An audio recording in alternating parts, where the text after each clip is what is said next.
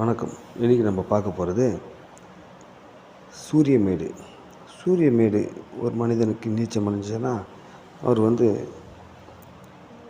ஒர்க்கில் எந்த நேரமும் டென்ஷனாகவே இருப்பார். ஒரு ப்ரெஷர் ஃபீல் பண்ணிகிட்டே இருப்பார். சரியான தொழில்கள் அமையாது.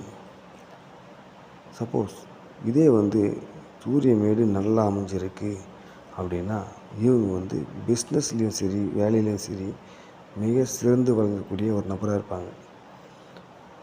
மிகப்பெரிய கோடீஸ்வரர் கையில் சூரிய ரேகையானது நீண்டு மணிக்கட்டு வரை வரக்கூடியது. அதாவது பரம்பரை பணக்காரர்கள்லாம் அதில் ஈஸியாக தெரிஞ்சுக்கலாம். சூரிய ரேகை சூரிய விரல்லேருந்து ஸ்டார்ட் ஆகி மணிக்கட்டு வரை வரும். இவங்களும் பரம்பரை பணக்காரங்க. அப்படியே ஒரு ஏழை கையில் கூட இருக்குது அப்படின்னா அவங்க எப்போ பணக்கார ஆவாங்கன்னே தெரியாது.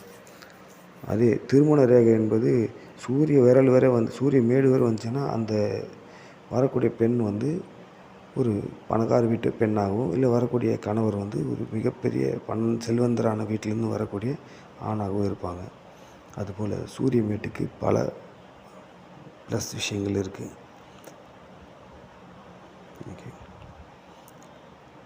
இதுக்கு ஒரு வளையம் இருக்குது.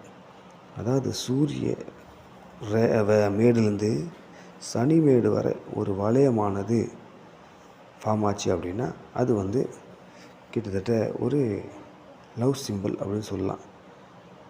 காம எண்ணம் அப்படின்னு சொல்லலாம். இது காம எண்ணம்ன்றது மேக்சிமம் காம எண்ணம் அதிகமாக இருக்கும்.